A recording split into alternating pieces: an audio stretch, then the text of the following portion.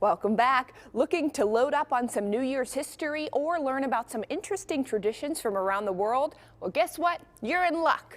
Dr. Lori, our PTO antique appraisal expert, joins us live to give us the 411 on everything New Year's. Dr. Lori, give us some history. Hi, how are you? You look Happy ready New for Year. us. Happy New Year. Happy New Year.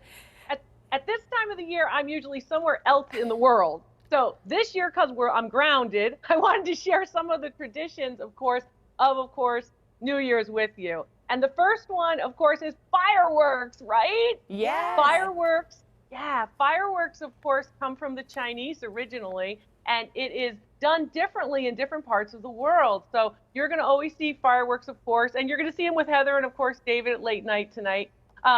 But basically, fireworks are important because of cleansing. The idea of fireworks comes from this notion that if you burn something or you set fireworks, you in fact will cleanse all the evil spirits of the old year and all the bad stuff of the old year away. So in South America, they do that, and of course in Asia, and then now in all major cities around the world, you're going to be able to experience fireworks. And I remember as a little kid, we would see, of course, Australia, and we would be like, oh, New Year's Eve is here, New Year's Eve is here. We'd watch it on TV. So Yeah. Well, for 2020, we need lots of fireworks to cleanse the year away for sure. That's right, that's We right. do. Lori, you have so many fun things on your table, Dr. Lori. Can you talk about? Yeah, I want to know what the significance is for some of these items. I took out a lot of different things. So remember, the actual calendar is to celebrate January, which is for the Roman god Janus, who's the god of beginnings. So Julius Caesar is the reason why we have big parties, because the Romans would have wild parties to celebrate and honor, of course, the god Janus for January. So that's why we get those big parties and those big public events of people coming together. That also comes from ancient Rome. On my table, I wanted to show you some, of course, old, calendars and such. But also what I wanted to show you was a little bit about what we do. You've been talking about having Chinese food tonight, right, Selena? Oh, well, yeah. A lot of different foods relate to, of course, New Year's. So some of the foods that are eaten in different parts of the world are kind of interesting. And they relate to symbolism. Fish, for example, is oftentimes consumed on New Year's Eve and New Year's Day. And it's for longevity, because fish is, of course, a symbol of longevity. So if you want to live a long life, have some fish on New Year's Eve.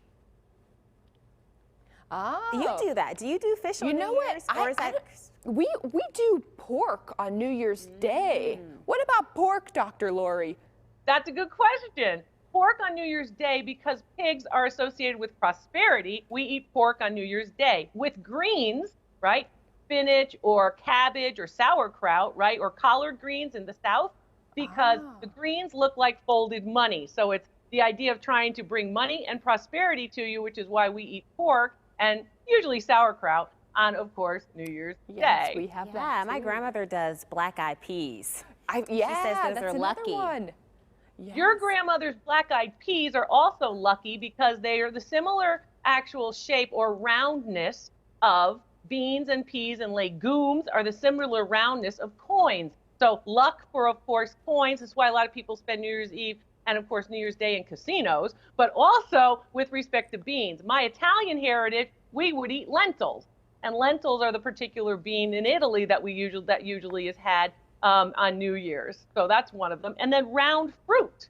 In Asia and parts of the Philippines and, of course, Japan and such, the Japanese will eat buckwheat noodles for long life, but they'll also eat round fruit. And the idea that it's round also has to do with trying to have the same shape as coinage. So it's all about trying to get the good feelings in. So when we're drinking luxury foods or eating or drinking luxury foods on New Year's Day, you want to have a little bubbly, so indulge a little bit, right? You guys are starting the trend already. Yeah, we have that covered. After this, I think I'm going to run out and go grab a piece of fruit, an orange, to bring in the luck. Thank you so much, Dr. Lori. My pleasure. Don't forget to ring in the new year. The noise also will get rid of evil spirits. Happy New Year! Happy New Year! year. All right, thank you so much, Dr. Lori, and we wish you a happy new year. We'll see you in 2021. I can't believe it.